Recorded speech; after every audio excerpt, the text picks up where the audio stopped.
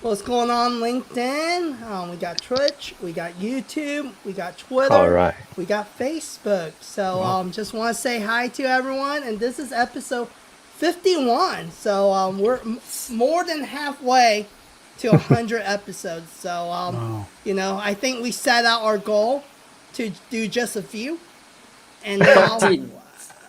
yeah, 15? One season, right? Was it around Yeah. one season? And now, 50 episodes later, here we are, episode 51. Don't forget we did a mega one with like 4 hours back to back. So that counts as what, 3 episodes? That's true. Wow. That's true. 4 hours. So today we have a special guest, and it's actually someone that probably knows me from my past, you know, an old friend, I would say. So I've known John since I was 19. Yeah. Wow. That's right. So we work at the gym together. He knew me when I was in shape. and this guy never ages. I think John looks exactly the same. I keep getting older, and John stays the same. So it's because he moved to Japan. It's all that. Yes, I was going to say that. Yeah. Raw sushi. That's it. The raw fish helps everything, right? Yep. So John still looks like he's in his 20s. He looks the same, and I keep getting older. But John met his wife through me, so we got, you know, we have a long history of just friendship throughout the years. And when did you move to Japan? It's been almost 15 years now. 15 years. Wow. Yeah. So why don't you share with our audience, kind of introduce yourself and kind of your history, right? You went from being a power lifter, being in the fitness industry, and now you're getting ready to launch your business. So introduce yourself before we get started tonight. Okay. Yeah. So, yeah, Kevin, as you mentioned, you and I have known each other for longer than I'd like to admit, for ages. And actually, you know, this morning I was just telling my son that we're going to do this thing, and I was explaining who you are, and you're the guy that introduced me to his mom. So, yeah, you know, actually in a couple of days, this will put things into perspective for you, Kevin. In a couple of days, Sayaka, my wife, and I will celebrate our 18th wedding anniversary. Wow. Yeah. Yeah. So it's been 20 years or more. Congratulations. Yeah, right. So, yeah, as Kevin said, when you and I met, I was a trainer at the YMCA. I was kind of, you know, in charge of the weight room. And I was also a substance abuse counselor. So I did that for several years. Counseling was something that I kind of fell into, and it turned out to be a really good match for me. Personal training was a passion. It's something I'd always loved. I like teaching people about fitness and how to do things correctly, and how to love working out. And, you know, I did that for a while. I tried to put together a small business, and, you know, it kind of was good and bad in some ways. And a few years after my wife and I met, we started talking about the idea of moving to Japan. So I started looking at the possibility of becoming a counselor in Japan, and realized it wasn't a good idea. It's really tough to make a living as a counselor here in Japan, especially if you don't speak Japanese. So, I started looking around to see what else is available. And I learned that teaching English as a second language is a really good opportunity.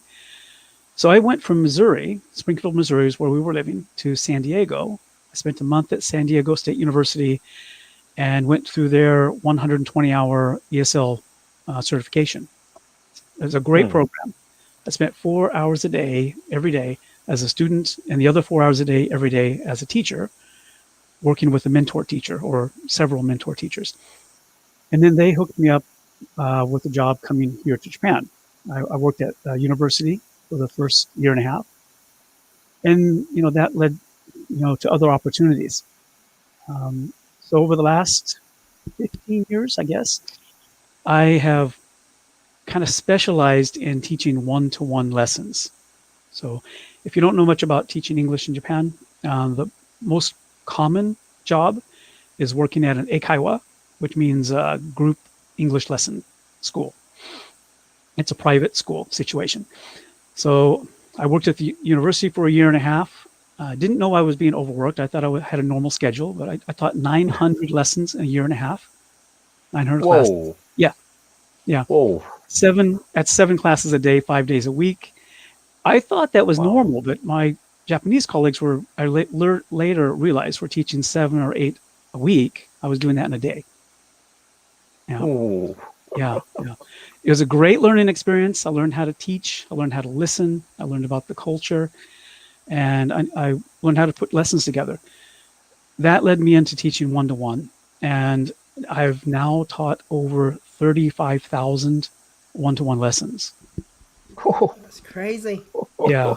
So is this face-to-face, meeting up prior to COVID, of course, or was it more virtual? And prior to COVID, it was all face-to-face. Okay. Yeah, of course, we a lot of teachers come here and do what we call coffee shop lessons. You meet up at Starbucks or someplace like that and teach that way. And I've done a lot of that, but I got lucky, and I found a school that basically works as kind of a go-between. Mm-hmm. So they introduce the instructors to the clients, and then they do the marketing, they do the Japanese support, that sort of thing. So that's where I've been working for the last 14 years. A slow day, an easy day would be 5 lessons. A typical Saturday is 16 lessons.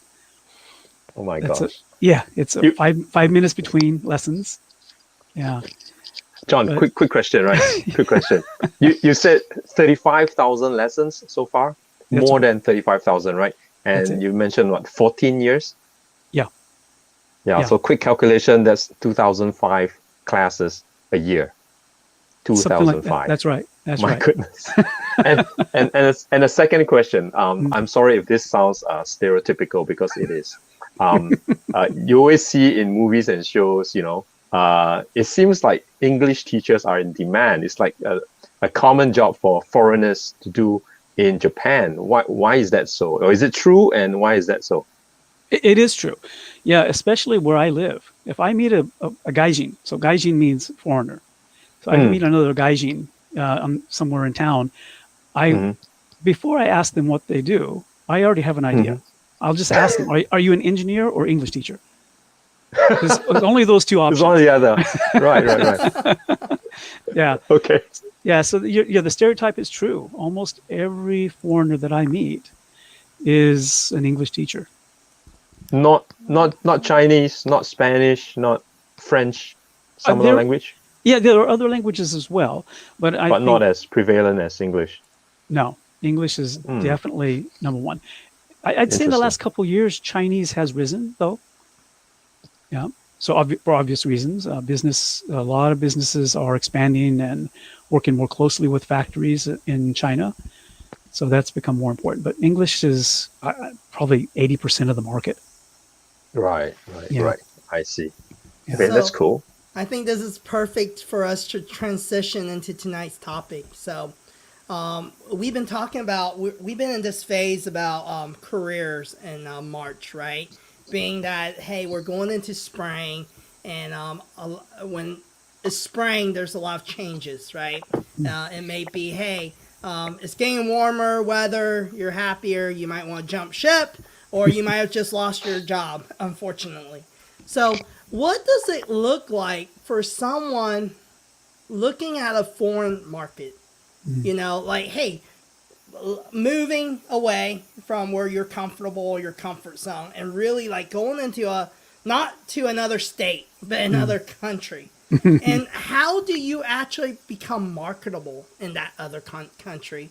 And what are things you have to kind of look out for, because there's culture?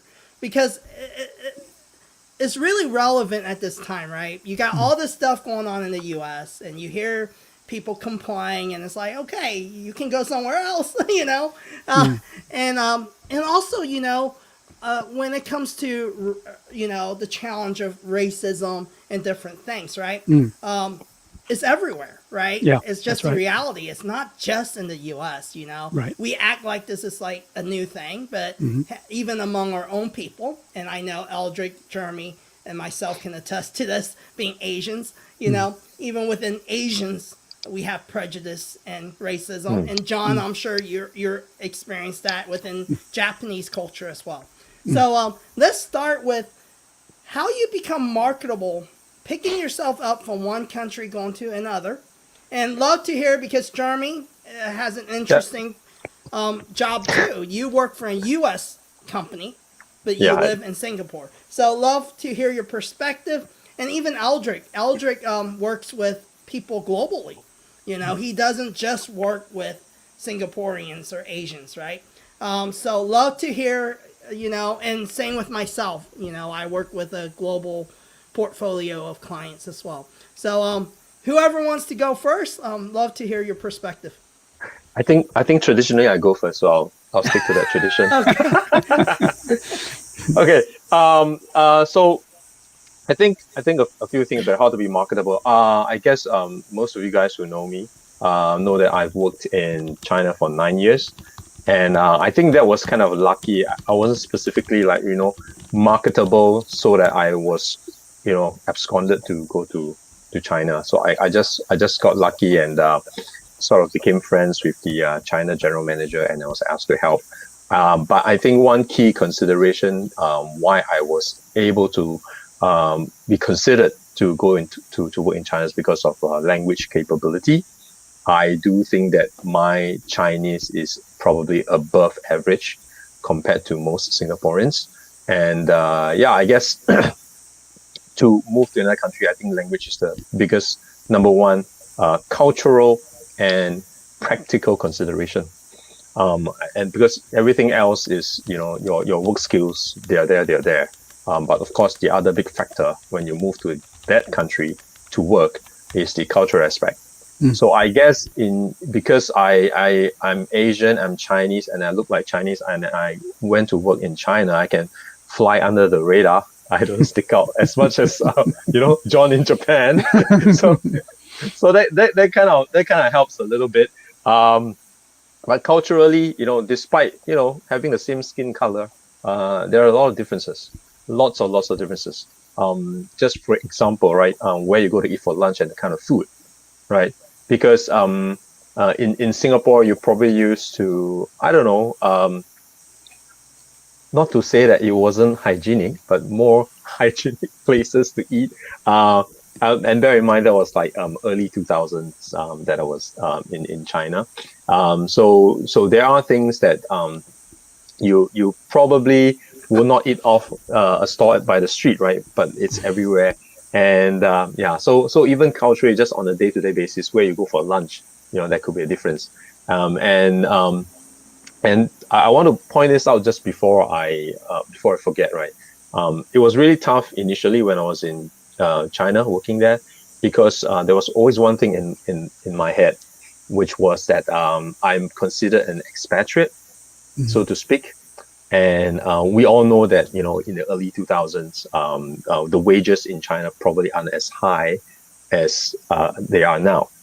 So the thing at the back of my head has always been, I probably do need to work really hard, because, my salary, with the same salary, the company can probably pay 3 or 4 people to do my job. And so that thing at the back of my head is always there. I just can't silence that. And it kept me pushing hard. And sometimes I would skip lunch. And because back then I was still single by myself, and I just, it wasn't really healthy, because I had chips and chocolates in my drawer, and I take those for lunch sometimes. Because I couldn't bother to find a place to eat, and just like a lot of work, and I need to prove my worth. So I'll stop there and let John speak to this. I can actually relate to some of that. So, I think for me, trying to make myself marketable, make myself valuable to this market. I think the first thing that I had to do, and I felt that was important, was to listen carefully to the local people and learn. I think that we have a habit in America when we go to any other country or when we talk about ourselves compared to other countries, we tend to want to do everything the American way. And don't take me wrong, I am very American. I'm very proud to be an American. But don't worry about it, John, because Yeah. you are the right person to say that. It will be Yeah. weird if we say it, even though we know that it's real, but you have Yeah. the birthright to say that. So Yeah. thank you for saying that. Yeah, It's true. it's true. It's true. And so I wanted to make sure that I understood the culture before I got here, and then of course continued learning, and I'm still learning now. After all these years, I still learn things I didn't know last year or last week. So first, I think number one is listening to the local people and watching the local people and seeing how they do things, and then be willing to adapt how I do things to fit that, even when it's uncomfortable, even when I personally don't agree with it the way it's being done. I have to sit back and say, okay, this is not my culture. I'm here to learn. So, yeah, before you can teach anything, you have to learn. So that's the first thing I did. Is I little things like getting on the train, or even buying a ticket for the train, was new to me. Kevin can attest to this. I've lived all over the place. I was born in LA. I've lived in Idaho and Colorado and Texas and England and everywhere. But I call Springfield, Missouri, my home. And it's 180,000 people. There's virtually no public transportation. Most people have never seen a subway, right? So I got here and I didn't know how to buy a ticket. I didn't know what I should or shouldn't do on the train. And of course, because I didn't know, I made all the mistakes. So, in places like Missouri, you for example, you pull up to a gas station, right? And someone else is at the pump and you say hi. It's just what we do. So I tried doing that on the subway, and well, we all know that's a big no-no. You don't talk to people on the train, especially strangers. So yeah, I'm sure a few times people looked at me like I was crazy or maybe dangerous, right? So that was big. So learning to keep my eyes open. So John, so why is it they don't talk? I'm just curious. I don't know. Yeah, I think American. yeah, right.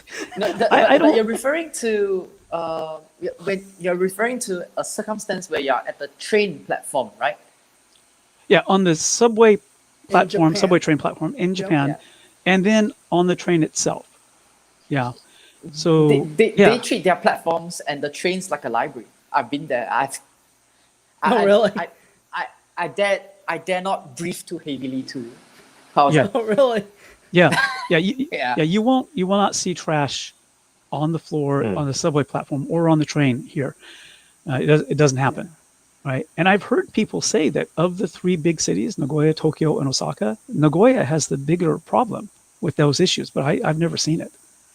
So, so the reason that they don't speak on the train, I think, is I think Japan is a much more nonverbal culture and a much more nonverbal history than America. America is a young country, and because we have so many different cultures and races and a lot of diversity, sometimes if we don't speak, there's going to be miscommunication, right, in the U.S. So here people seem to understand each other without the necessity of speaking, right? Yeah. So I'll give you a really good example, and this is still hard for me now. If you're on the train, you guys, if you ever come to Japan, this will help you. You get on the train, you're on the subway. It's going to be relatively crowded. Even if it's not necessary, people will stand really close to you. Right? Even if there's room for 3 meters or 3 meters, 9 feet between you, people will choose to stand next to you because that's what they do, right? People always either stand in front of the subway door or they crowd together, just because that's what they've been taught to do.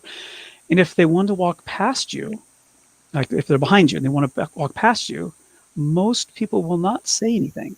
So they could, the word is sumimasen, which means excuse me. Excuse me. Yeah. Sumimasen. What they'll do is this gesture, right? But they're behind you, so I can't see it. But, right? But a lot of people seem to somehow they know that's happening, and they will just move. So there's something about the culture. There's something about the way when you live in a culture your whole life, you kind of adapt to it. You know what's expected and what happens. So that's what they do. Small talk is not really a thing. If they want to make small talk, for example, with business people, it's really, really common to go out drinking. These days, it's not as common, but prior to a year ago, it was very common. People are So you're saying that there's a time and place for small talk, not like by the water cooler, not when you run at a person at the lift lobby, right? Exactly. That's right. Right. Yeah, there's a time and place for it. It's either the smoke room during work time, in the smoke break room, or after work while you're drinking. Yeah. Mm-hmm. Interesting. So try contrasting that with China, where like 8 people in a lift elevator, and everyone's talking loudly. I see. In the train, yeah, that happens too. You can know what this guy is talking about. There's nothing to hide. It's just talk. Wow. Yeah. I prefer Japan, by the way. just so you know. People do. There are people every day who speak on the train, right? But generally, as a general rule, they keep it more toned down. So yeah, I think I don't have a concrete answer to that, Kevin. Basically, it's just the culture. It's the opposite of Hong Kong. So Hong Kong people too. Okay. were very loud. There's a difference because I think Hong Kongers do not know that they are being very loud. As in, they do not know that they are normal. It's actually very loud. Yep. Well, my Because mom's a Cantonese, so I get that. So I will just tell her to stand slightly further away when you're talking to me, so that the volume when it reaches me tones down. But I have worked in major cities in China as well as I think Tokyo for a while. So I think what you described is very apt, even though you're not describing about Tokyo. But I know that the peak hour train commute is no joke. But people are, how should I say this? I don't think the right word is reserved. It's more like a herd behavior. So even in a train that is heavily congested, I don't hear anything beyond the train passing through the tracks, the mechanical sounds. And most of their phones are in silent. So if one of the guy, I'm just using a toy. So if one of the guy's phone is actually on like sound, and if he has to pick it up, like you can see from his face that he has to pick it up. Maybe it's his boss or whatsoever. He does this. Yeah. He will look down, and then he will cover as if he's eating something in the library, as if. Yeah. And then he'll speak very softly. But the thing about speaking very softly in a heavily congested train is that the people are just next to you. So there's a limit to how much you can speak, right? So he will go. So I think for some people, they feel very embarrassed about it. They actually get off the crowded train at the next station to pick up the call. It's something that I've never seen. So I was very intrigued by that. I was like, I remember thinking, because the service apartment that I stayed was about 6 stops away from the office. I remember thinking, I would never pick up a phone call during my commute. You have to kill me to get out of the train. Because the train is so packed. All I want to do is to get out of the train at the right stop. I don't want to get out of the train at the interim stop. But it's very quiet. It's very calm. It is in a way, from an observational perspective, a total opposite from what Jeremy mentioned, which is in China. So I've worked in the northern part of China, which is Beijing, and the southern side, which is Shanghai. They're both the same. And but that's not to say that they are homogeneous. And they're different, but their behaviors in public transport is roughly the same. So if you have the fortune to visit China, John, since you're very near there now, I mean, after COVID, right? Take a look at their public transport and you can see various classes. Let's say trains, right? Trains, intercity trains. They operate like airlines. So you have first class, you have premium economy, and you have economy. Try to commute in each of these classes, it will feel like you're in a different world. So the first class is like Japan. It's calm, people are well dressed, they take care of themselves, they take care of their behavior and decorum. In the premium economy, the volume spikes up. More people come together and they talk openly. And if you go into the economy, well, you see people carrying director chairs, sitting around and making a market out of the little premium real estate that they have. So I'm not saying this in a discriminatory manner or whatsoever, because like you said, it's just what it is. It's a cultural respect, but it is what it is, and this is what I see. So it can be very interesting. And before I go off, I mean, like in China, even though they are meant to be an inclusive society, actually I think Japan is a more inclusive society, but they exclude very easily. The thing about an inclusive society is that if you're homogenous, you see differences faster and easier. So when I was in Shanghai, they are very xenophobic towards their own city people. They can tell you're Shanghainese. So they get very close to you. But the moment they look at you, they look at your features, you're from Beijing. You're from the village from the north. They call people from Beijing villagers from the north. They have no respect for them because Shanghai is the financial center. They say, these people. So they have a different treatment for people from Shanghai. And when I was working in Shanghai, they treat Taiwanese like lower class. And when it comes to me, they'll be like, that little alien, he's definitely not from China. I was trying very hard to speak Chinese and converse with them and things like that. But it's very interesting. Like, I've never been in a situation where, I can tell you're non-Singaporean or you are like from this place or you're from that place, because in a multi-racial society, you see different things all the time.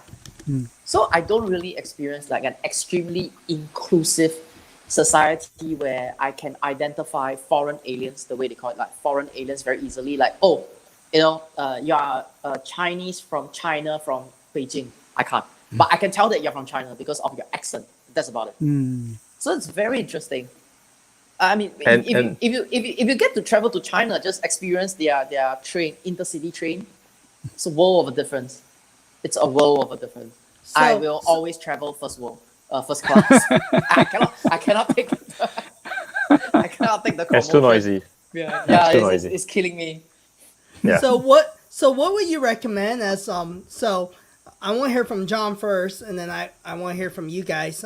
Because at the end of the day, I came to the U.S. when I was 6, right? So in a way, I'm an immigrant, but I wouldn't say I'm in a foreign market because I grew up here. So technically, it is my market that I'm used to, right? It's just I look different from the majority, but that's about it, right?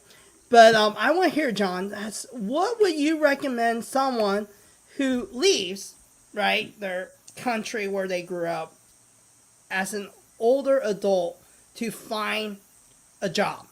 You know, what's what are some of the steps that you recommend to stand out? And I know the Japanese culture is, is complete opposite of the U.S. culture, so it's pretty extreme. Yeah. So, I like, what does the interview process look like?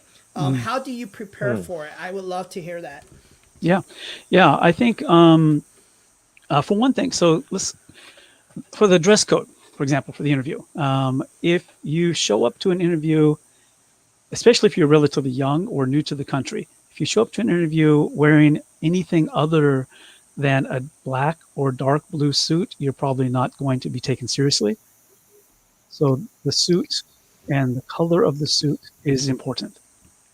So my experience in America, the only time I ever wore a black suit was to a funeral or a wedding. Yeah. Right. But in Japan, that's the standard, especially if you're new to the market. Right. Once you've reached some seniority and you've got some a reputation here, you can go to another color. But I would recommend black or dark blue. Ties. If you're gonna be in the interview, you need a tie, and you need something that is not flashy. So blue would be my choice. If you're really confident, maybe red, but nothing else. Right? I had green and pink and all that stuff when I got here. They've all been put in the drawer, hidden somewhere. I don't use them. Right? Yeah. Same with the shirt. If you're going to go into an interview, the ideal situation: black suit, white shirt, blue tie. If you have facial hair, get rid of it. If you've ever had piercings, take them out. If you have tattoos, hide them and don't talk about them. So it's really, really conservative in that way, right? But beyond that, at least in the English industry, beyond that, talking about your experience outside of the industry can really, really help you. That's interesting. That's interesting. Yeah. The English teachers whom I've personally seen who have been the most successful and the ones who've struggled the most really surprised me at the beginning. The ones I've seen who struggled the most working in the Eikaiwa, the English school market, are people who studied only English or only teaching. If you come here with only an education background or only an English teaching background and nothing else, it could be difficult because what you learned in school and what you'll do here are not the same thing. And most of my clients, now I'm talking about adult clients, most of my adult clients are not here, do not come to me to learn, verb tenses. I mean, they need to know verb tenses, but they don't care what the names are. What they do need is how to communicate in a business world, right? So if you have business experience, if you've worked in any other industry, it could be anything, hotels, restaurants, a business. I use the fact that I worked in counseling almost daily with my clients. I have clients who come to me because of that work experience.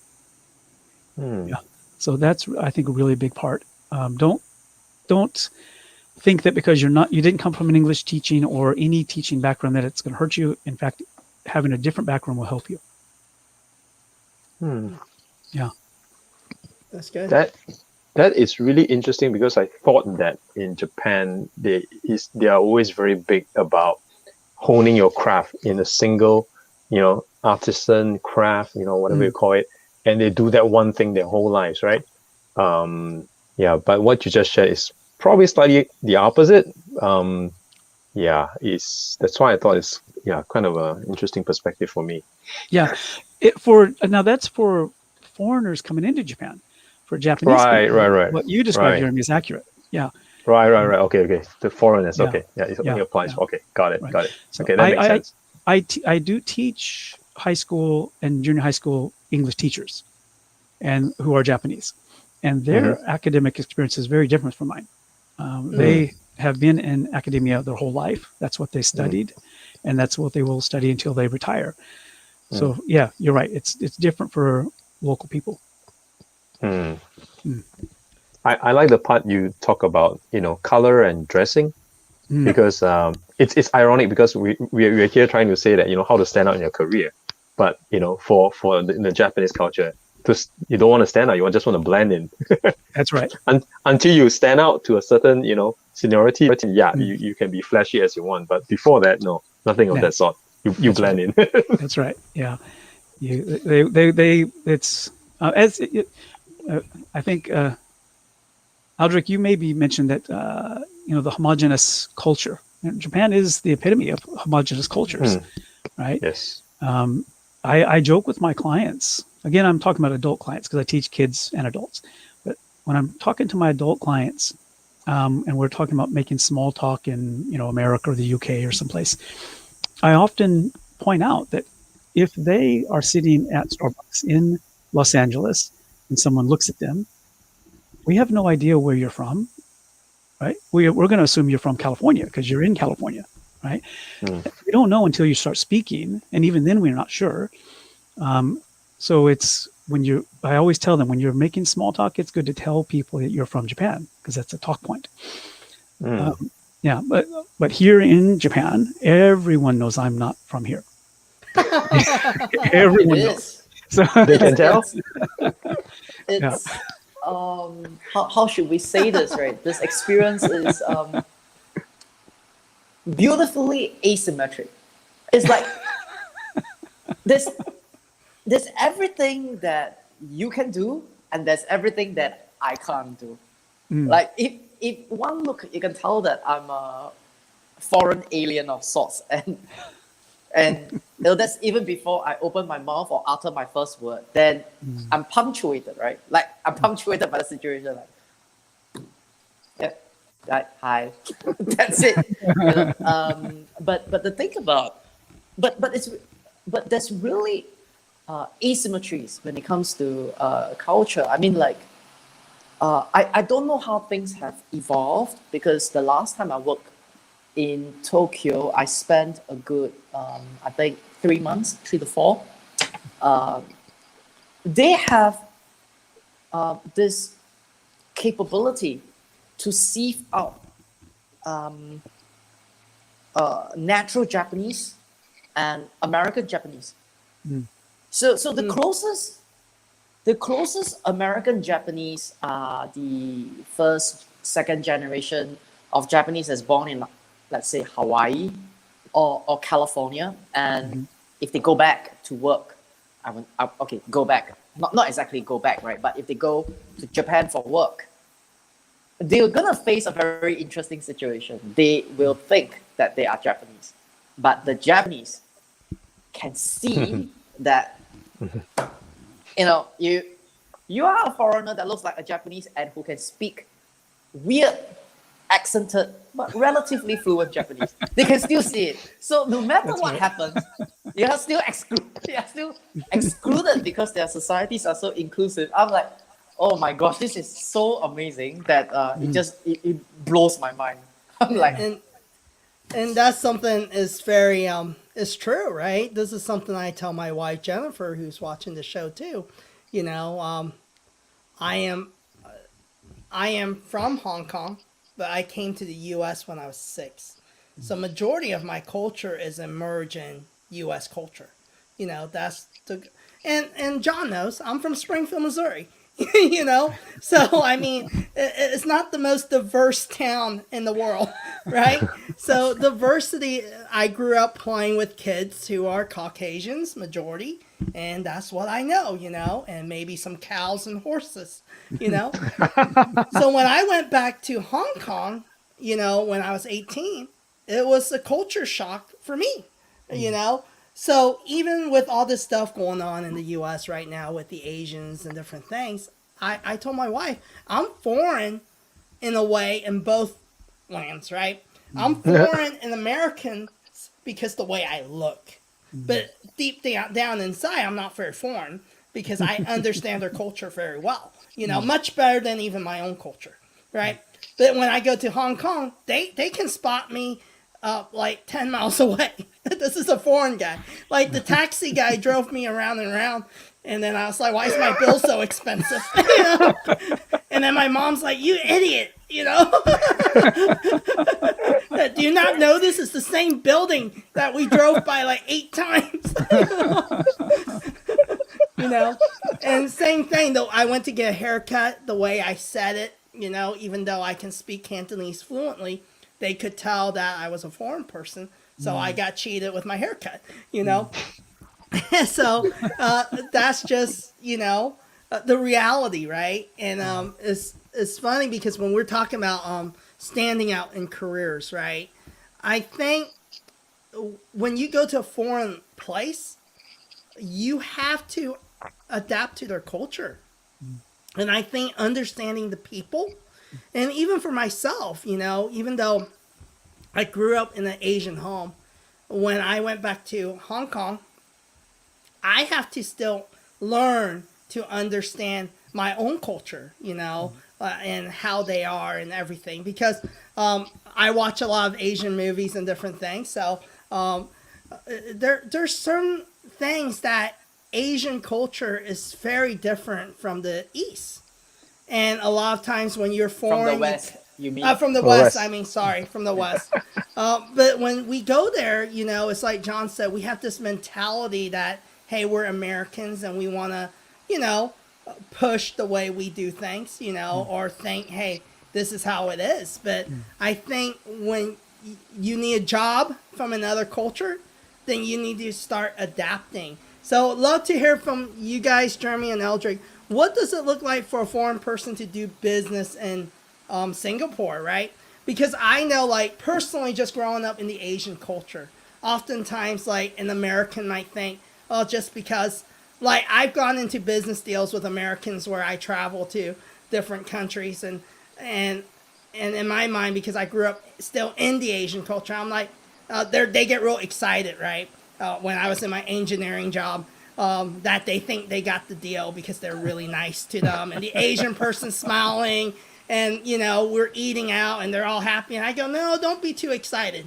I don't know if you got the deal, guys. And they're all celebrating, and then the next day we didn't get the deal at all, right? and I'm like teaching them, Asians can smile at you, shake hands, be the friendliest person to you, you know, wine and dine you, and it's a no.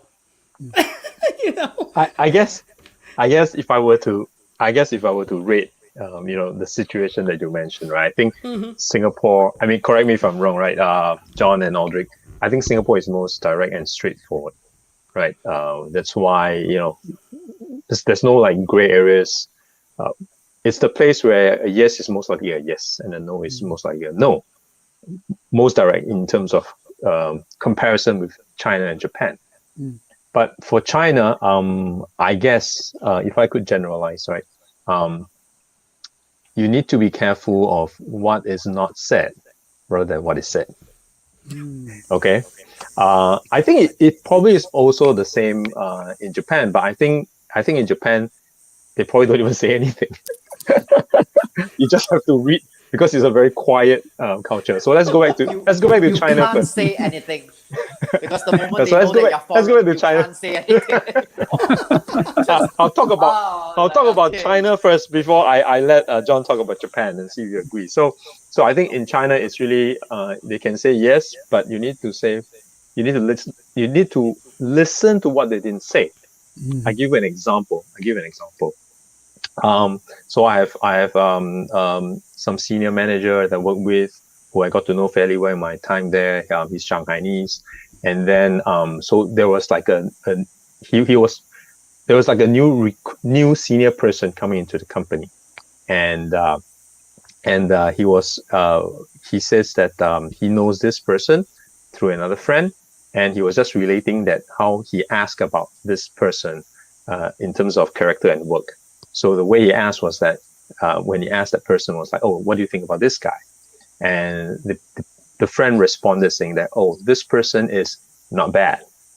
So I think generally people will interpret not bad as okay. Right? As a Singaporean, not bad, that's okay. But actually, what is not said that is not bad is actually not good. So you need to probe further. What I mean by you need to listen out for what is not said. You need to probe further in terms of, oh, not bad. In what sense not bad? Do you really mean not bad as in this person is okay, or am I sensing that the bad is more than the not? Right. So just a very simple example. What I mean by what is not said. So don't take things at face value. You more often than not need to probe deeper, because if once you start to take the first answer at face value, that's where you will fail and misinterpret, culturally speaking. So that's from my little experience for China. So maybe John, you want to talk a little bit about Japan, how business deals are made, and if yes is a yes and no is a no, or you get nothing. Yeah. I think, as you said, maybe Singapore is a little more direct than Japan. In Japan, people will, like you said, Kevin, the people will smile at you, and they'll be very friendly and very polite. And then maybe when you leave, they'll complain to your boss. Right? So they don't. My experience has been Japanese people avoid confrontation at all costs. They don't want anything to do with confrontation. So if they want to say no, they'll just smile at you and they'll just say, okay, let's talk about it next time. And then there's no next time. Right. So, right. So I think, you have to probe, you have to ask more questions, and I think you have to be patient. Right? Yeah. I think, in Japan, I suspect this may be true in other parts of Asia as well, but definitely in Japan, building the relationship is important. You may not get a yes until you've been doing this for 3 or 4 weeks or longer, because they want to know who you are and if they like you and if you go have a beer with them or not. Those things can influence the future yes. Okay. I'll give you a good example for me. The two answers that I've heard, both of which are negative. One is, it would be difficult. This phrase, it would be difficult, means no. Yeah. There's, for some reason, from their perspective, this idea is not possible, but they'll say it would be difficult. So my first 6 months in Japan, I heard that, and I responded like an American. Okay, well, let's work hard. We'll do it. What's the difficulty? What's the obstacle? Let's solve it. Let's fix it. They're saying, no, we can't do it. Stop. Yeah. And brilliant example. The other one that I've seen a lot is, again, I think to avoid conflict, you have to remember, here in Japan, people have been taught, it's ingrained in every generation, teachers and bosses are the top. Right? If they're dealing with a teacher, the teacher's the top. If they're dealing with their boss or someone else in leadership, that person is the top. And they don't want that person to lose face. Okay. Yep. So if I ask someone, if I say something that maybe is complicated or difficult, maybe we're talking about a contract, and I ask, do you understand? This phrase is a big problem. Do you understand? Because they will say yes. Even if they don't understand, they're going to say yes, because they don't want me to feel like I've made a mistake in my explanation. Yeah. So I have to go about getting that answer a different way. Yeah. That's cool. It's mentally challenging, isn't it? Yes. Yes. It's great. I love it. Like I said at the beginning of this thing, on Saturdays I'll teach 16 lessons in a day, and of those 16, I'll probably talk to 12 or 13 different people, all of whom are different, right? Different professions, different levels, levels of English, different levels of confidence. So this is challenging, but it's great because I get to learn from all of these people and learn how to get these answers. Yeah, that's the thing I want to ask, because you deal with so many students, right? In so many classes, right? So how do you ask the question, do you understand, without asking the question, do you understand? Yeah. So if I'm speaking to a lower level, maybe beginner level person, I'll simply ask them to give me an example. Right. Right. That's good. Yeah. Or I will, if it's a little bit higher level, I'll try to elicit synonym or an opinion on the subject, so I then can confirm they understand. Mm. Yeah. That's That's actually interesting. good. Actually, you can utilize it anywhere. Mm. That's a good, not That's just right. in Japan. Yeah, yeah. It's a useful skill just in, I think, any industry. Yeah, Yeah. that's actually Yeah, really any good. culture. Yeah. Yeah. So when it comes to, let's talk a little about eating, right? So so in America, right, when you're in the job market, it's not as eating out. It's more casual, right? You know, but in Asian culture, if you're going for a business dinner or a business type, formal, let's say even as an entry level employee with a boss, yeah, there are some etiquettes, it's not so casual as America where you start talking about, okay, I'm already hired now. Now I'm talking to, eating with my management. You talk about what you did last night, outside of work. It's not like that in Asia. So let's hear from you guys since you guys are living in Asia. Love to hear that the different When cultures, when Japan you and eat with Singapore. when you eat with your boss, just don't talk Mm. to play safe, right? I mean, Yeah. I won't yeah, say that. I'll just be very careful about what I lament or what I complain, because it's like a don't complain. boomerang. Yeah. It will come back and hit me. That's right. That's right. I'll still talk, but like I mentioned, right? There's asymmetries, but you just punctuate away all your complaints first. Leave that to your own individual drinking session. The one with your boss, you better just hold it slightly. But anyway, I digress. Go ahead, Jeremy. No, I think most of us in Asia don't like to go out on business dinners or lunch with bosses, or senior management, because it's just so pressurizing, right? We just want to be like, just let us do our thing, right? So sometimes, I mean, at least for my experience, sometimes it's like you let's say, for example, you do an event, right? And then the 1 day, 2 day, 3 day event, it goes on beautifully, and the boss say, "Yeah, let's go and celebrate tonight." But actually, you just want to rest, Mm. because business dinner and business lunch, it takes a lot out of, at least for me, it takes a lot of me mentally, because you need to be conscious to filter what you should say and what you should not say. Yeah. And it gets even complicated when you are sort of middle management and you have on the top bosses at the lunch or dinner, and you also have your subordinates. That's where it gets even more complicated. So it's actually not a reward if you have like a business dinner to celebrate. It's more work actually. The real reward will be, okay, let's go. No dinner, just go ahead, rest. Yeah. Yeah. So it's pretty stressful. Yeah, this kind of occasions for me. Even for me now, right? It's still kind of a stressful situation. Yeah. What do you think, Audrey?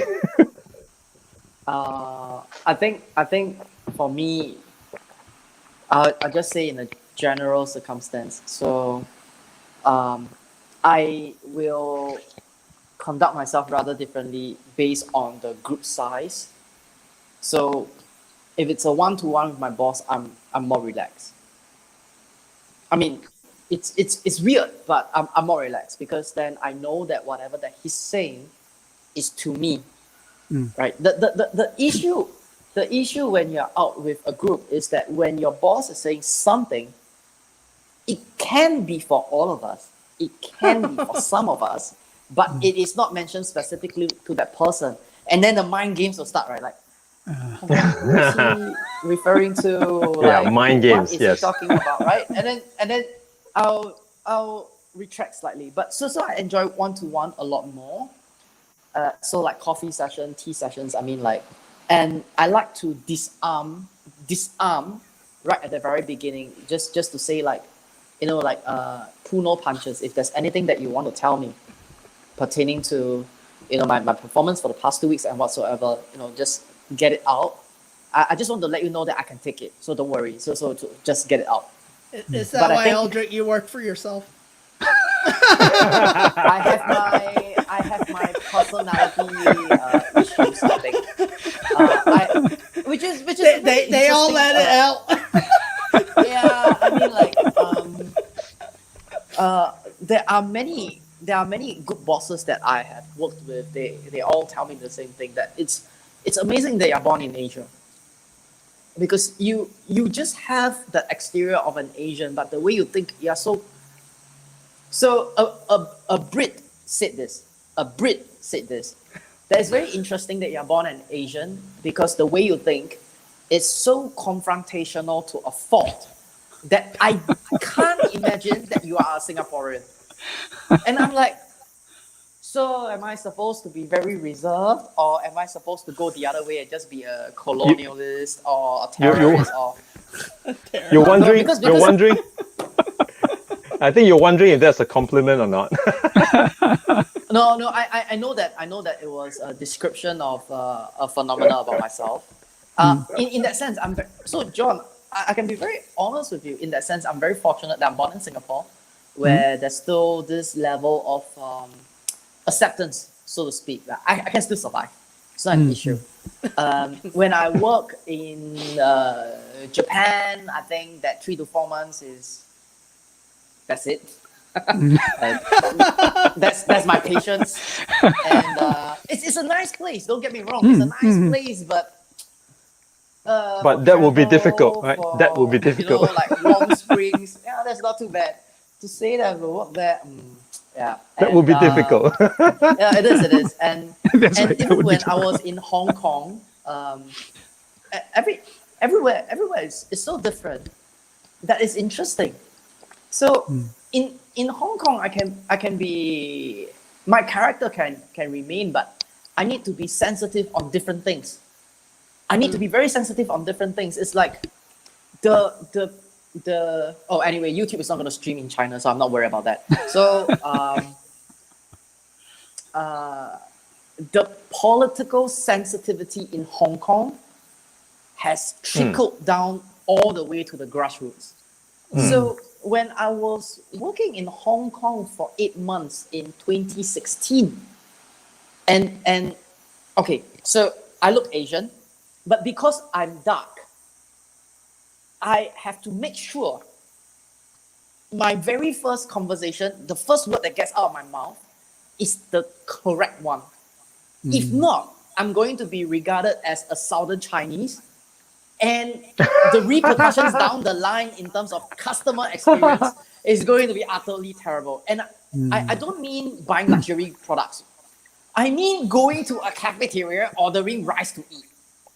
So I learned it the hard way. Like when I couldn't pronounce the thing that I want to eat in Cantonese, I thought it would be goodwill to communicate it in Chinese because they can understand. No. Although that's Wrong. that's wrong. Because the Mistake, moment they see that I'm dark skinned and I start speaking in Chinese, they throw the rice in front of me. I was like, Wow. why are you doing this? So after a couple of incidents, I learned that if I can't pronounce it in Cantonese, Say it in the English. first thing that's going to come out of my mouth is English. Yes. I want this. I want this. Yes. And then they'll be like, Yeah. are you from Singapore or Malaysia? Yes. Or Malaysia, yeah. Singapore. I'm from Singapore. Yeah.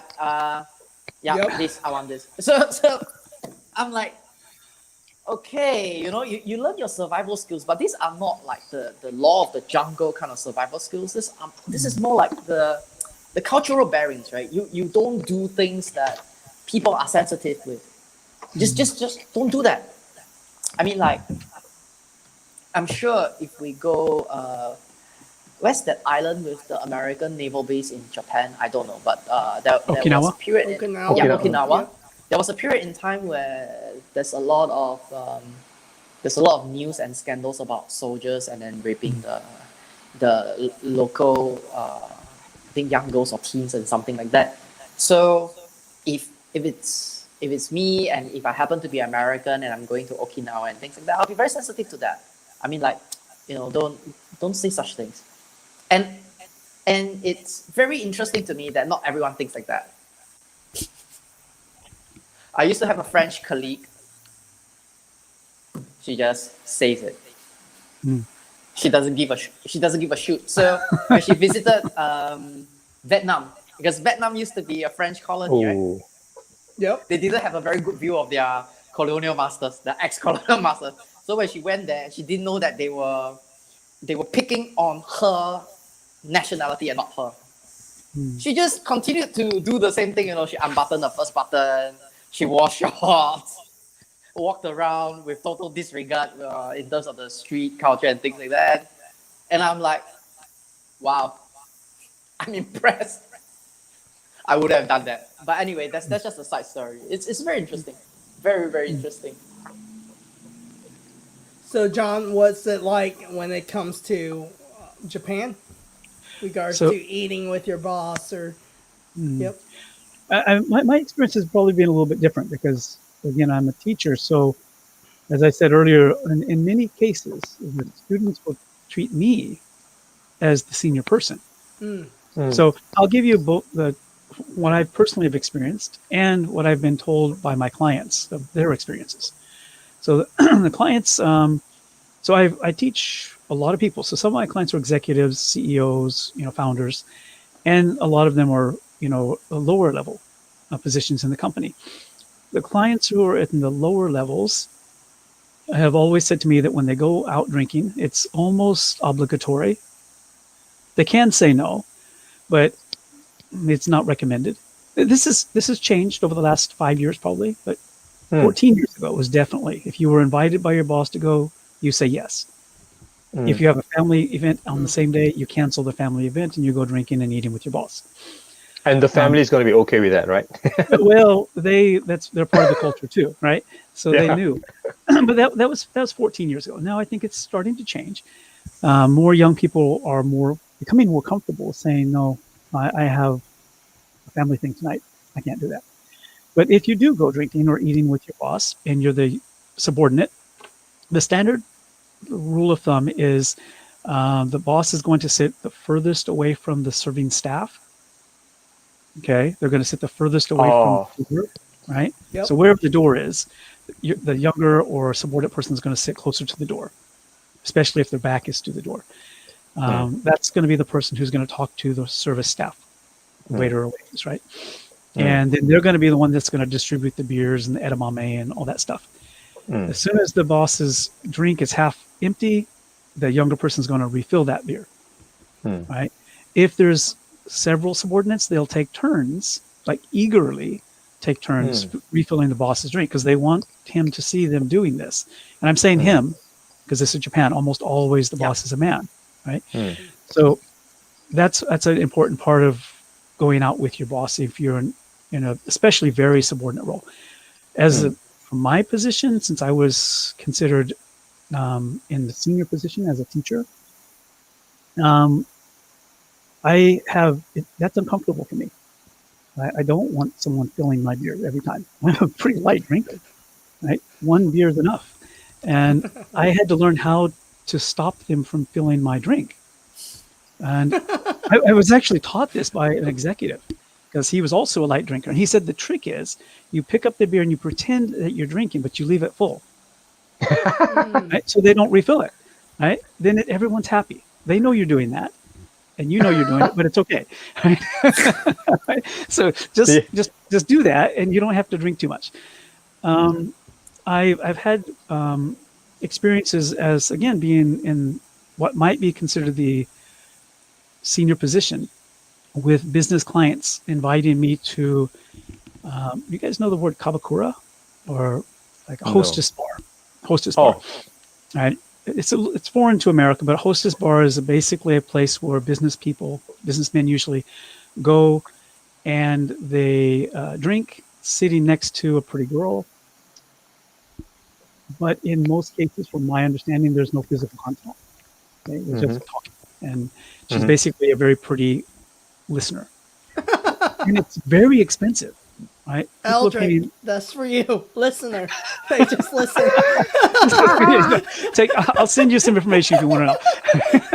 But I personally have never been to one. I have had to turn down these invitations several times. And I've noticed that when I turn down someone, especially if I turn the same person down twice,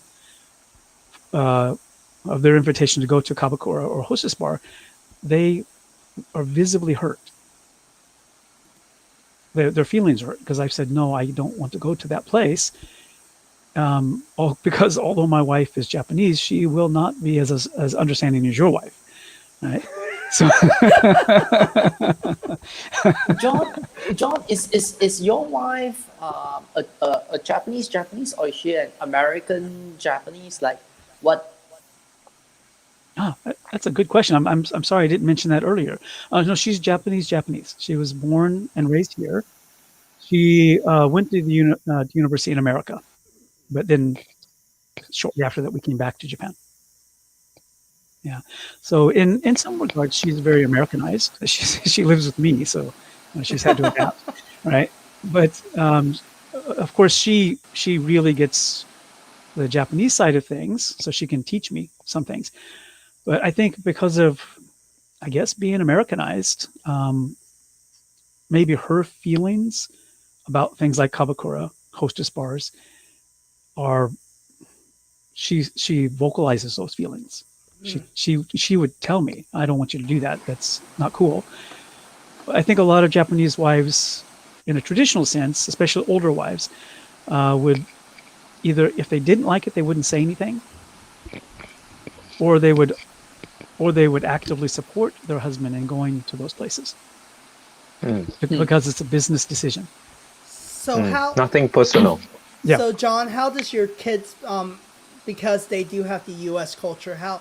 This is just, for me, I'm kind of interested. How do they balance the culture between U.S. and Japan? Yeah, that's a great question. I think when they're at school and when they're with their friends, they probably think of themselves as Japanese exclusively. But they are probably also aware that their friends can see and know that they're also American. So that's just part of their daily thing. It probably comes up more when they're in English class, right? So they have to take English class at school, and there are times when my son, who is 13, so he's in seventh grade, next month he'll go into 8th grade. He'll come home from school and he'll say, "Hey, Dad, my Japanese English teacher, said this today. Is it correct?" And I say, "No." And he'll say, "Oh yeah, I thought so." So he knows when the teacher is saying something that's not true or not correct, not false, but inaccurate, right? The teacher just uses the wrong grammar, wrong vocabulary or something. But my son knows that. But the Japanese side of him has enough respect for his teacher that he shows nothing to the teacher. Yep. He's thinking, that's wrong. But his face says, okay, you're the teacher. I'm listening. Yeah. That's good. Yeah. So he does, from time to time, especially my son, does tell me he really wants to live the American style, meaning, big land. He's got friends back home that are, bass fishing this weekend, right? So he wants to do that. Yeah. Is there even fishing in Japan? I understand there's oceans and stuff, but is it popular to go fishing in Japan, or? Yeah, it's yes, definitely. I have clients who, go to the ocean to fish on a regular basis. Some of them are river fishermen, like trout, just like back home. Lake fishing is different than back home. Springfield people catch a catfish and they eat it. Here, people don't generally eat lake fish. Yep. So it's catch and release. Yeah. Yep. Yeah. So this is kind of a fun question. So I just want to throw this out there. When you go out with your boss, right, in the Asian culture, okay, and then in the East it's a little different, right? It's a treat. When your boss takes you out, you feel like, hey, I can order whatever I want. And typically, I don't know, like my staff members, I think they tend to order the most expensive thing on the menu. And if they're watching the show, that's what I notice. But maybe it's not true, and it's okay. They deserve it. It's okay. So, but how's that in Asia? funny you should say this because I did have an experience in my previous company. So the boss is French, right? So he took the team. Really, these are his direct reports to C'est La Vie, which is on top of the Marina Bay, that spaceship in the sky thing, one of the most exclusive and most expensive places to eat. So obviously, people like myself, more junior, not the top sales guy or anything like that, not the top sales country manager, we know what's reasonable, right? So we order somewhere in the middle or maybe on the cheaper side. And obviously, my boss being French, he will order the wine and stuff, right? So that's up to him, right? He knows what to do and what not to do. However, I did have, just for context, when I say on the cheaper side of things, that restaurant, I remember, was about $60, $70 Singapore dollars, right? For the meal, right? But I did have two Asian leaders, sales leaders. Of course, they're good at what they do, and they bring a lot of revenue. One of them do at least bring a lot of revenue. Ordered quite possibly the most expensive thing on the menu, Wagyu beef, which went for, I think, about 500 Sing dollars. That's more than 5 times what I've ordered. Wow. 2 of them. and that was like their treat and reward, right?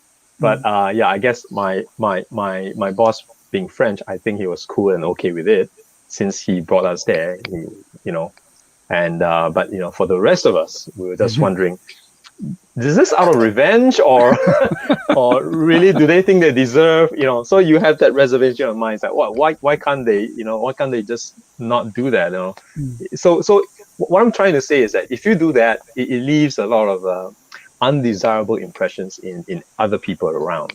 So I think my advice really is to avoid that. I mean, if it's slightly more expensive, yeah, probably fine, but like this is really way out of range in my opinion, right? As a treat. And so I just wanted to share that little experience I had. It's still fresh in my head, to this day, which is like 5-6 years ago. So just imagine the impression it made. Yeah. What about you, John? Love to hear your experiences. Here in Japan, the usually the senior person pays for everything.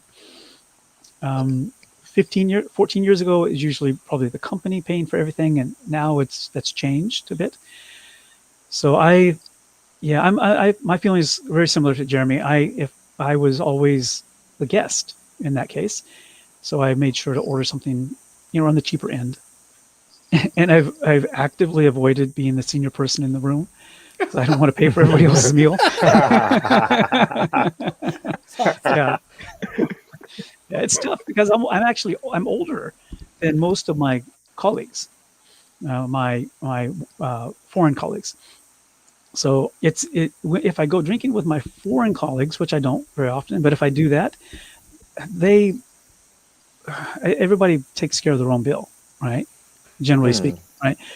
But if I were to do that with my Japanese colleagues, I would be nervous because they're probably going to expect me to pay for it. So, yeah, so I just stay away from that situation.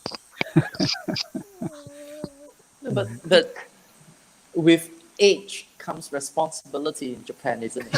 Yes, that's right. That's right. Yeah. So it doesn't pay to hang around the younger crew. For some reason, right. I just think that the repercussions of that practice is not a very good one to begin with. Yeah. Yeah, I can imagine lots of dinners with your subordinates as a Japanese manager leads to a paltry retirement. No, that's a joke. I can imagine it could be challenging. Yeah. No, so before we end the night, since we are on a social media platform, and so I want to dive into this topic really quick, is what is social media like where you guys are, right? Where you are. In America, of course, we're dominated by the social media culture. People kind of speak their mind. You can see it on these professional, LinkedIn's supposed to be the professional platform, and you'll realize the content is evolving, is changing, and it's becoming a professional Facebook / Instagram. Things are just changing, and it's so ingrained in Americans' lives, right? Every day, no matter if job hunting, you hear about personal branding. It's almost, if you're not on social media, you're irrelevant in the job market, right? In order to have relevance, you have to have some kind of presence, and job hunters and even HR, they look for that in the American culture. But what is it like in Japan, even in South Asia, Singapore? In Japan, to answer your question, most of my clients and even some of my colleagues have never used LinkedIn. I personally introduced them to LinkedIn because I use it so often to promote my own upcoming company. I think the Facebook is, of course, very popular here. YouTube is number one, of course. But one that surprises me is, or maybe, I don't know if you've heard of this or not, but Line. Line, yeah. Line is particularly popular in Japan, I think Taiwan also for some reason. Yeah. Yeah. So when I, maybe several years ago, I started my WhatsApp, started using WhatsApp, and in a month, I realized it was totally irrelevant here in Japan. Nobody uses that. So I switched to Line. And then I realized Line is not just sending messages, but it's also a marketing tool. So Line is super important. Instagram is a growing thing here, I think. Almost all of the self-promoting business people that I know, especially small business people that I know, use Instagram probably daily. Sounds about right. I think Singapore is somewhere in the middle between Japan and in the States. Just because I'm using it a lot more, and by the way, I only started using a lot more LinkedIn, I guess 3 years back. I think a lot of people are still not on it, I feel, especially on LinkedIn, right? But for the rest, like YouTube, Instagram, I think the use case for Instagram is probably like what John mentioned, and more of the influencer kind of people who would want to carve a career out of being an influencer. YouTube as well. But I do think that large majority of social media users in Singapore would be very passive ones. They just read and don't do anything about it. They don't create. Not that many people create content, and they probably don't engage very much. So really, just very passive consuming the social media, I feel. Apart from that, Facebook is probably more for a social aspect, connecting people, especially people of my generation, right? Who went through having friends on phone books and now keeping in touch with friends on Facebook instead of writing pen pal letters.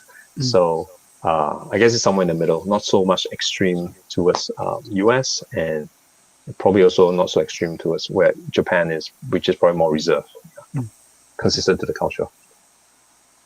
Audrey, is that a fair assessment, or you have a different take on that? I think so. We're still quite big on the paper, resume, curriculum vitae kind of a culture. I think recruiters and recruitment agencies, they do try to find out about you a little more. They do, if time is on their side, but if they don't, they'll fall back to the old craft. And how should I say this? Like, times have changed, but it's evolving. It's not like we are abandoning what we already know and we are going full force on digital mining to find out what this person has done on YouTube or LinkedIn or Facebook. Probably not. But the thing that the thing that is for sure is that if you were to create and post content that can be politically sensitive, you will be found out. That I'm sure. And I mean, like, you do have your freedom of expression. You can say whatever you want, but I think in Asia there's a tangible price that can be paid. So you might want to be a little bit more eloquent in framing your argument before you actually throw hate statements into social media. The way the Western counterparts has been doing, it won't fly here. And it's not that we do not understand freedom of expression or free speech. We do, but it is to us it's both ways. So you can't talk about freedom without responsibility, and we see that part. We see the responsibility part. So I guess, John, you can see that in the society that's homogenous, they take care of themselves and they take care of the group. So the social ethic is a very broad one. So they see that part. Does it stop them from expressing themselves freely? No, they have their own opinions, but they choose when they voice it. So I think that's like the epitome of how like Asians do carry ourselves. So I think even for job hunting, that's usually the case, and for social media. So do you guys see Asia adapting more towards the digital movement like it is in the West, or from a cultural perspective, it can be a little challenging that it'll be harder for them to buy in the way the America does? What are your thoughts on that? Do you have a context, Kevin? Yeah, so where do you see social media and digital? Do you see in Asia it will be similar to US 5 years from now, or 5 to 6 years from now? Or do you feel it's just more behind? Or do you feel because of the culture, it'll never get to the point where it is like the US? Well, it depends on what you are looking and talking about, right? Give you an example. Of course, the example that's most close to me is China. And if you want to talk about things like retail, certain trends like live streaming selling, yes, it's been around a long time in US. I know because my wife used to buy from some live streamers in the US. But look at China now; everything is live stream, right? And I think there was a recent report just about a month ago or so. I think it was by eMarketer. In terms of retail sales, China is the first country that has majority of the retail sales from e-commerce. I think it's 52% or something like that, which is crazy, right? If you think about it. So I think in certain parts of Asia, social media is ahead, just because everyone's so reliant on their mobile phones, especially in countries like China, India, probably Indonesia. Some of these countries, Singapore, just for example, everyone carries 2 phones, some even 3 phones. So those aspects, I think, it varies. It varies. I think it would be fair to say that for most of the big metropolitan cities, huge cities in Asia, it could be maybe slightly behind US in terms of adoption or the usage. But do bear in mind that a large part of Asia is still not that forward in terms of technology infrastructure and access to internet or access to fast high-speed internet, and is probably more adopted on mobile phones than anything else. So for me, it's more in the context with.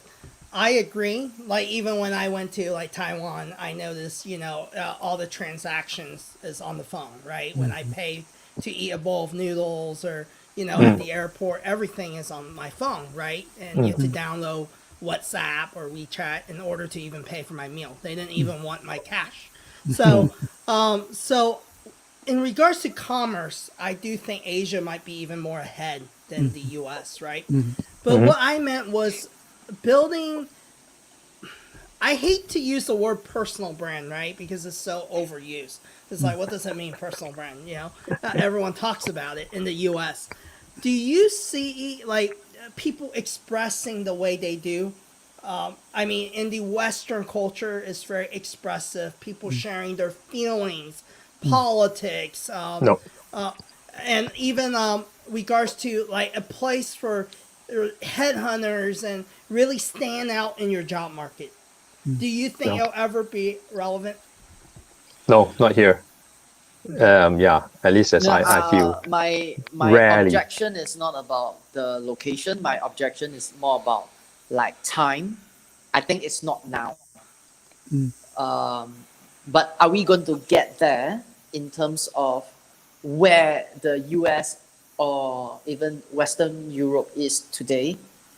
I have my doubts. Because it's very different in a way that so first let's have the humility to let's embrace some humility that there are vast differences that's going around in the same little planet that we stay in, and that for every first world country that is chiming about climate change, there are third world countries where people are living below 2 USD per day for a household. So to those families, if they are young, were to get onto social media, and of course I'm extrapolating, but I don't think I'm too far off. If they are young, get a phone which is sponsored by their family because their family wants them to have a better future and a better life. They might borrow from their neighbors just to buy the phone for the kids. And if the kids go into social media, and social media is about climate change, you should stop this, you should stop this, you should stop this, I'm very certain that kid is not going to interact with those kind of posts. Neither do they want to be an influencer of those sorts. If I'm only living with 2 USD per day, please don't tell me about saving the world, keeping the water clean, having this and that, because I might not have clean water, I might not have food, my dad might not have a job. I want opportunities and I need to study.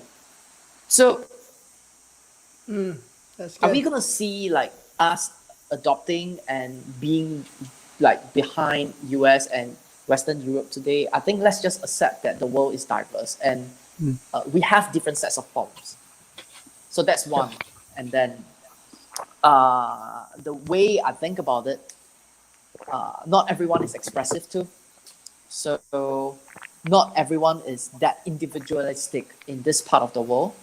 And even in Africa, some of my friends that's there, they are not that individualistic. They don't really think about, this is what I feel, I'm telling you, this is my this is my personal branding, I'm gonna do this, and I'm gonna do this, and I'm gonna do this.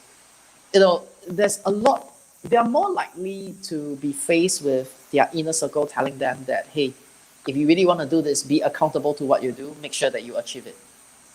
And then show the world that you have done it, not tell the world that you are going to do it. So good. I don't know how to articulate this. It's actually within the same spectrum, but we are sitting on different ends, right? So tell people that you have done it instead of telling people that you're going to do it. So I guess that's how I think about it. Even my mentees, it's the same. It's the same. That's good.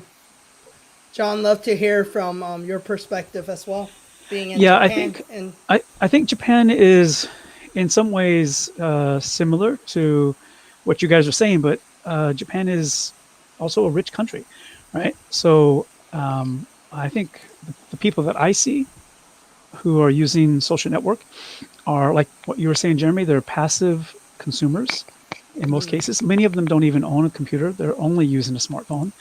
So they're not inputting anything unless it's a photograph or an emoji, right? The Instagrammers or the influencers that I personally know and teach, I'll give you an example. One of the more successful Instagrammers that I know, her channel, her page is about fitness. She's a trainer and she's very good at it and she's successful. But 50% of her posts are her eating at a restaurant. Right? So Funny. yeah, but because that's what works here. People want to see that. Taking a picture of what you're eating and expressing how oishi it is important. So yeah, I don't see, at least in the time that I have left in Japan, I don't see it changing drastically. Yeah. That's fair. These are great perspectives, and it really kind of goes along with the entire bottoms up perspective, right? In order to look at things, I think you have to look at the world as different perspective. There's no right way or wrong way. And I see it so many times, even in marketing. You go through these, I'm a marketer, so I read through all these posts and on LinkedIn, and I understand majority of these people are working with Americans, but it's not very global centric. The marketing thoughts and ideas and concepts, it works in the U.S. But then I hear people start telling someone in Asia, I see them commenting, and I was like, it's not even relevant in that part of the world right now. So how can you tell them to use it? You know, and I see that a lot. Like example, I use in the past, right? I was in Cambodia, and in Cambodia, Facebook is very dominant. That is their daily livelihood. It's more important than a website, right? That's how these people are doing business. That's how their little shop, they make money for their children. So to say, oh, Facebook is now irrelevant, I hear that with American marketers a lot, even in meetings. Oh, it's irrelevant. Facebook's going away. It's just dying. You got to jump into TikTok or Clubhouse or all these other things. But you're only talking about what the share that Facebook has in America. Facebook's in Vietnam. Facebook's in Cambodia. Facebook's in Singapore. Most of my Asian connections in Hong Kong are on Facebook. I'm on there because my family's on there. If I want to connect with Asia, they want to look at my picture, they're on Facebook and Instagram. So it's still very relevant out in those parts of the world. And I'm sure Facebook makes money in those part of the world too. So we have to look, when you talk about like culture and standing out in your career, I think it's important to just have more perspective of the world. And I think when we have broadened our horizons, just like John and myself, right? If we were just stuck in this Springfield mentality and don't connect with people outside of Springfield, you really don't know what the world is like. And it helps when you understand other culture. It kind of resolves the whole the prejudice or racism and different things. It's just understanding how other people live, and it's okay if they live that way because it works for that culture. Right. And oftentimes I think we miss that because we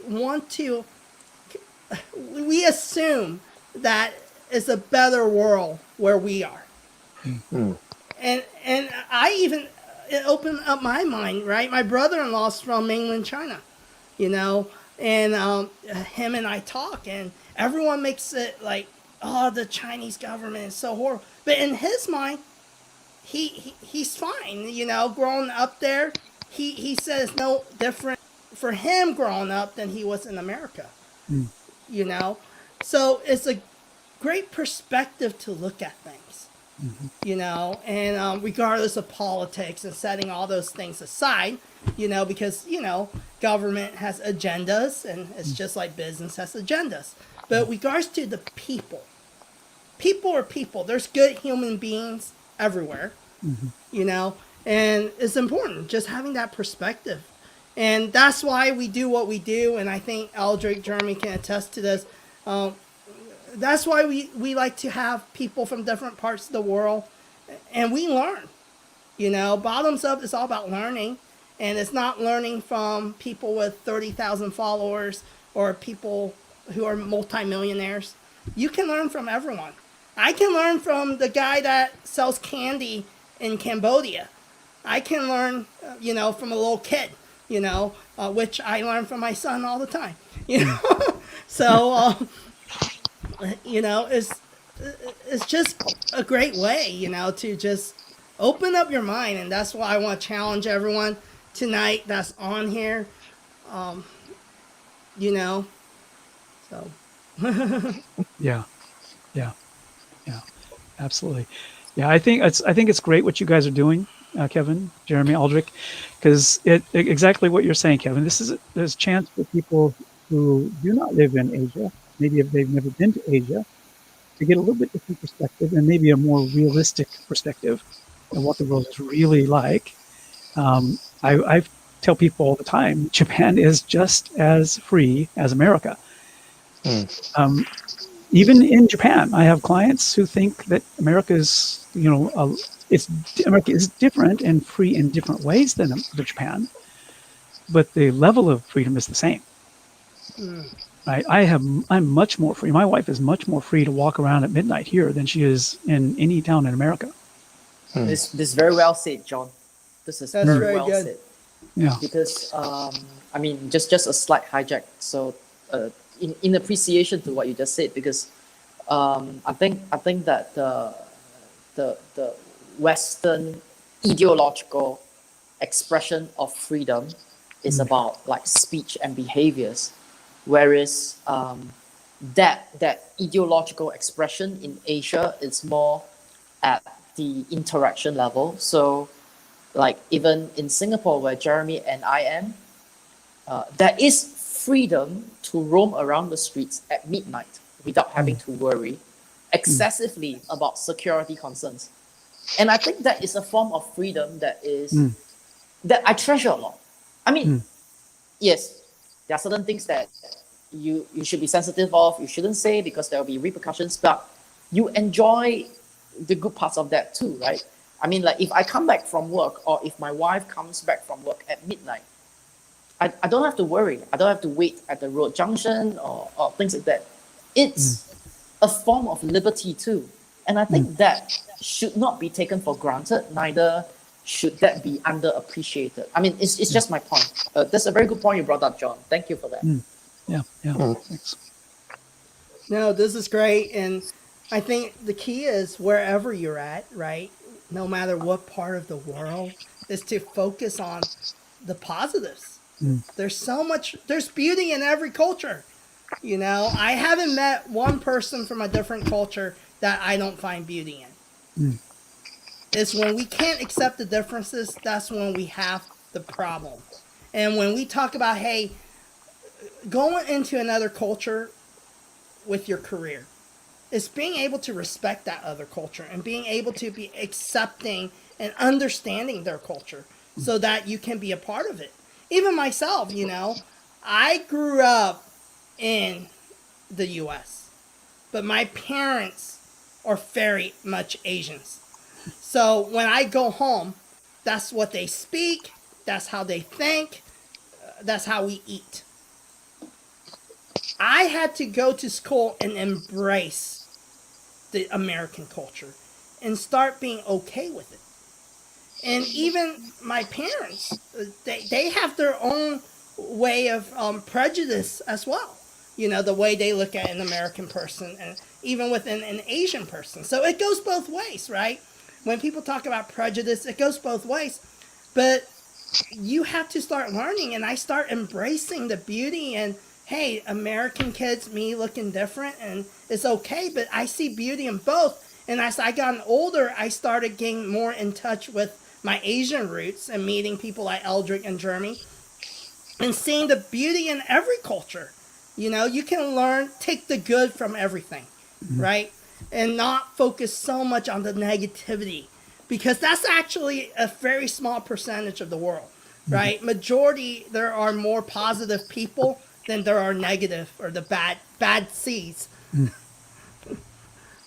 So with that, we go end tonight's episode, and I want to thank John so much. Can you tell our audience about your business you're launching, and tell them how they can follow you? Oh, thank you. The name is dojolaunguages.com. The website will launch in about 3 days. What we're doing is offering online language lessons. Currently, we'll be offering English, Spanish, Portuguese, Italian, and in the near future, Chinese. That's in all over the world. Right now, we're focusing primarily on Japan, but we're also going to be teaching AP students in America, advanced placement high school students learning languages, and Latin America. We've got a representative in Argentina that's going to help us there. We've got some exciting things. We're looking at doing a homestay program on a private island in the Philippines. This is something that Kevin, you know about a little bit. And I'm also in the process of launching my podcast. So the title of that is Conversations with Awesome People. So hope it'll be similar to this one. Yeah. So as all those things start to come together in the next few days and few weeks, I'll give you guys the links to all that stuff. Okay. Yeah, so everyone Cool. that's watching the show tonight, make sure you go follow John Willcutt on LinkedIn. I think that's where you're the most active. That's and right. and at the same time, we want to thank StreamYard tonight, being able to help us with providing the platform and sponsorship so that we can go live on all these social media platforms. And hey, thank you for the audience that joined us tonight. We're glad to have you stick around. And looks like Kyle. Is that the Kyle we know, John? Let's see here. It's Kyle A. He's exciting working on John. So What you doing here? yep, awesome. Thank you, Kyle. Thank you, Kyle. So appreciate everyone. And next week, Hillary, who's supposed to join us, she's been sick, and she's hopefully gonna feel better next week. She'll be joining us on Bottoms Up, and she go share her experience being in working in Asia as a Caucasian woman for Toyota. So thank you so much, everyone. Have a good night or morning. Thank you, John. Hey, thank you, Thank guys. you, John. Thank you, Thank you. John. Bye. Right.